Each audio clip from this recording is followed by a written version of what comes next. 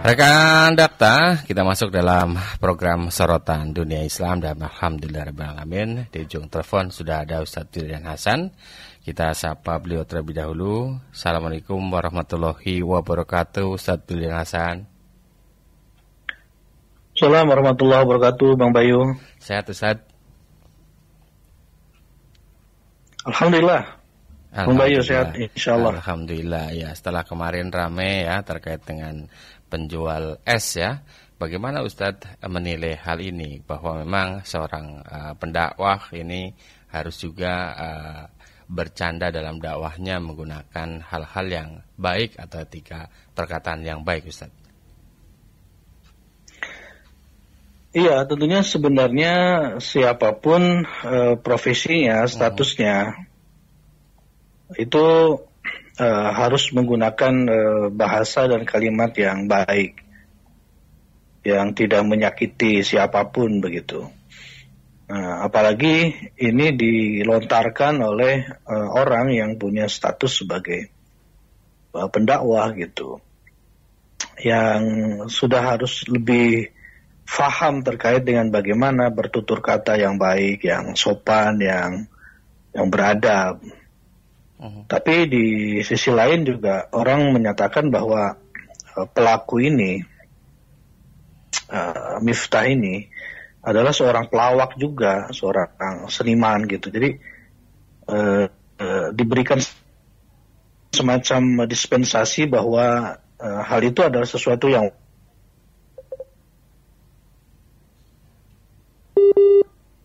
wajar di dunia sekalipun yang justru harusnya lebih berbudaya gitu kan. Sering kemudian kan disebut budayawan, seniman itu gitu. Pelawak itu kan bagian dari seniman. Seniman bagian daripada budaya gitu. Nah, dalam berbudaya itu justru pokoknya, fundamennya itu adab gitu. Wujud kebudayaan itu sering kemudian disebut dengan peradaban. Artinya budaya yang dibangun di atas adab gitu. Jadi semestinya malah para seniman itu harus jauh lebih beradab gitu daripada yang lain-lain gitu. Nah, jadi kalau kemudian kita harus maklum gitu atau sesuatu yang tidak benar, ini semacam yang disebutkan oleh Imam Ibnu Qayyim itu talbis iblis gitu, tipu daya iblis. Kita menormalisasi keburukan gitu. Wah, keburukan itu sesuatu yang biasa-biasa aja, normal-normal saja gitu. Apalagi kemudian jadi bahan tertawaan. Jadi kalau Farhat Abbas yang baru saya dapatkan bacaannya, dia menganggap itu sesuatu yang biasa kok, lumrah kok gitu. Itu tanda keakraban kok. Kalau memang begitu dalihnya, mau nggak Farhat Abbas itu setiap kali kita ngomong kita sebut kata goblok itu gitu kan. Kita ngomong ke dia kita sebut goblok, kita ngomong lagi ke dia apapun konteksnya kita sebut goblok. Saya yakin kalaupun kita niatnya keakraban, dia pasti tersinggung gitu. Nah, jadi pada prinsipnya tidak ada satupun profesi, satupun status yang memberikan hak untuk merendahkan orang lain. Gitu Bang Bayu. Ya, emang artinya memang ini ada ungkapan bahwa akhlak dulu baru ilmu ya, Ustaz. Iya, mesti ada akhlak dulu, ada adab dulu. Para ulama juga waktu belajarnya, mereka belajar adab dulu kepada guru-gurunya itu. Ilmu itu harus dibangun di fondasi adab gitu. Karena makanya tagline-nya kan bunyi dari setiap video yang memviralkan kasus itu, gambar yang memviralkan kasus itu, ada ditulis lebih baik penjual es teh daripada penjual agama gitu. Nah, ini akhirnya jadi fitnah buat agama. Betul. Pendakwah, ustadz, mubaligh, penceramah gitu, yang tidak menampilkan adab yang baik, itu jadi akhirnya jadi fitnah terhadap agama. Nah, apa yang diucapkan oleh Miftah ini kan sesuatu yang spontan gitu. Sesuatu yang artinya sesuatu yang spontan keluar dari seseorang, itulah yang biasa dia lakukan gitu. Itu yang biasa dia ucapkan gitu. Karena spontanitas itu udah jadi tradisinya, udah jadi budayanya gitu. Makanya kemudian ada orang berkomentar membela dengan mengatakan itu hal yang biasa terjadi. Seperti maaf ya, anak-anak remaja sekarang itu mudah sekali mengatakan kata satu hewan gitu. Nama satu hewan itu. Nama apa tuh, anjing gitu ya. Itu tanda keakraban katanya. Ya bagaimanapun juga itu tidak dibenarkan.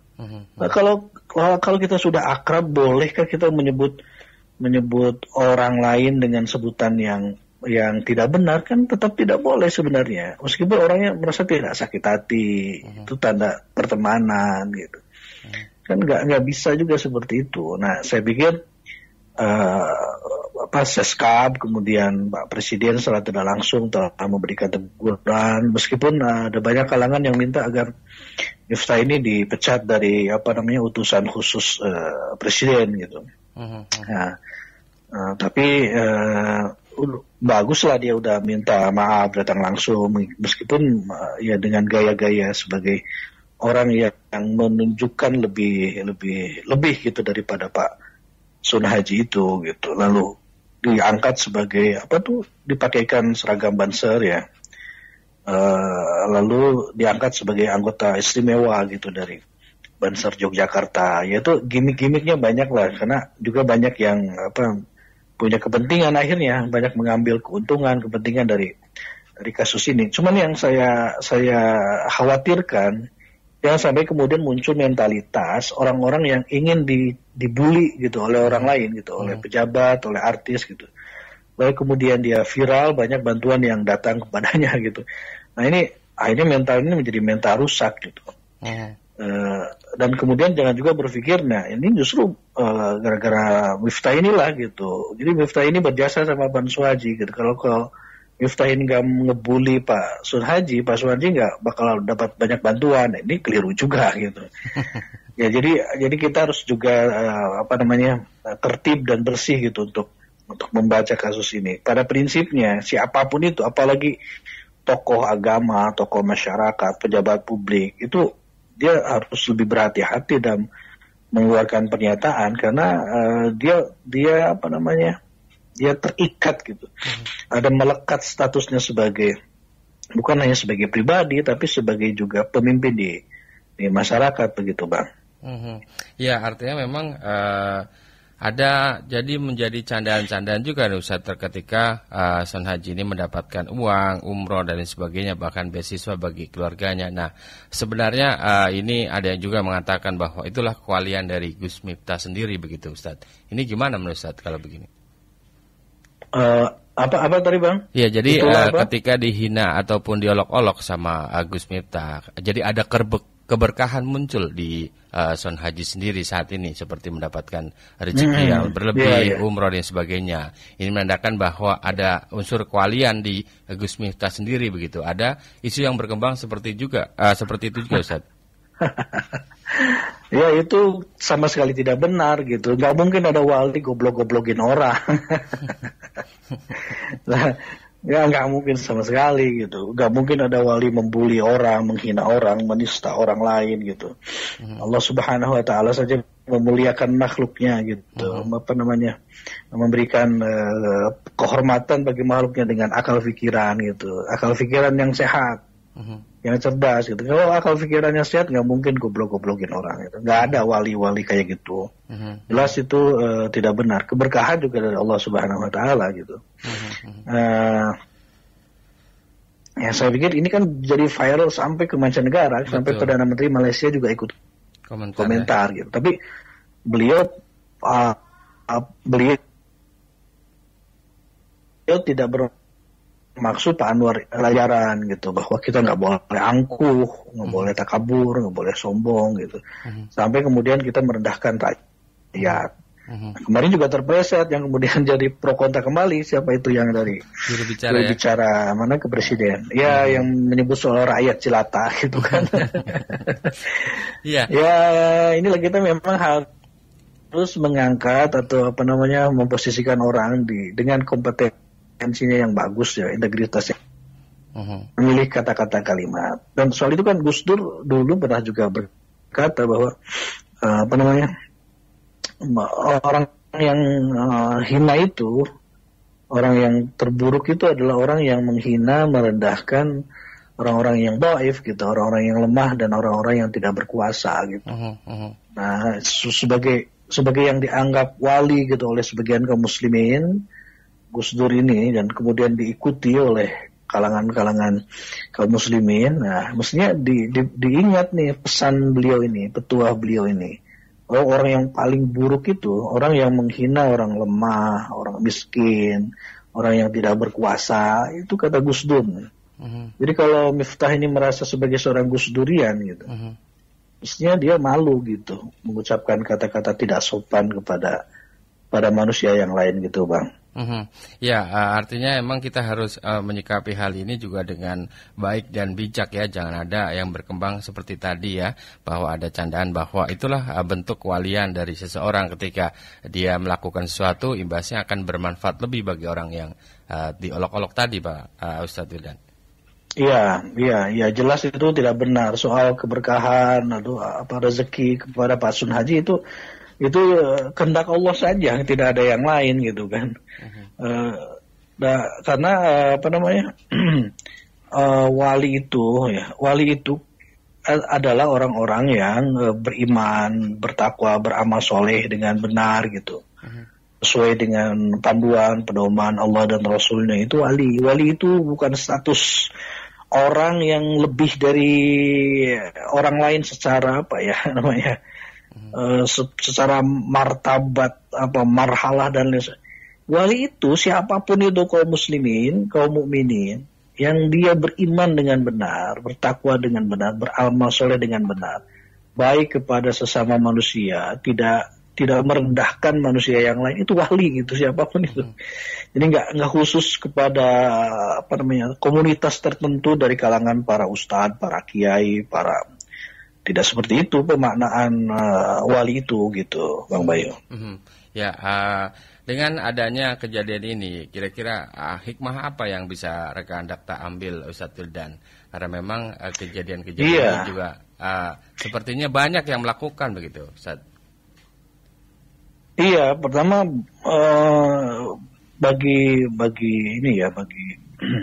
bagi kepemimpinan Pak Presiden Prabowo Subianto yang terhormat untuk mengevaluasi dalam, karena saya yakin beliau sadar ini gitu, bahwa tentu saja kita maklum bahwa tidak ada yang sempurna gitu. Tetapi kita ingin mendapatkan yang terbaik. Nah, saya kira Pak Prabowo bisa mengevaluasi timnya gitu, agar solid, malah yang tidak mendegradasi kepemimpinan beliau gitu, ketika orang-orang yang beliau tempatkan, orang-orang yang beliau pilih ternyata tidak sesuai dengan ekspektasi gitu.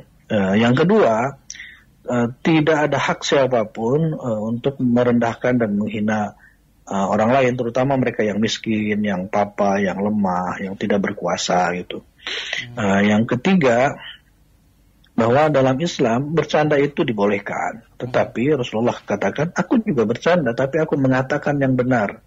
Tidak ada candaan Rasulullah yang merendahkan dan menghina orang lain gitu. Dan itu dalam sejarahnya kita dapatkan data-data itu. Nah, kasusnya sekarang sudah ada semacam islah lah gitu. Kemudian juga Pak Sun Haji juga yang memang rakyat umumnya gitu.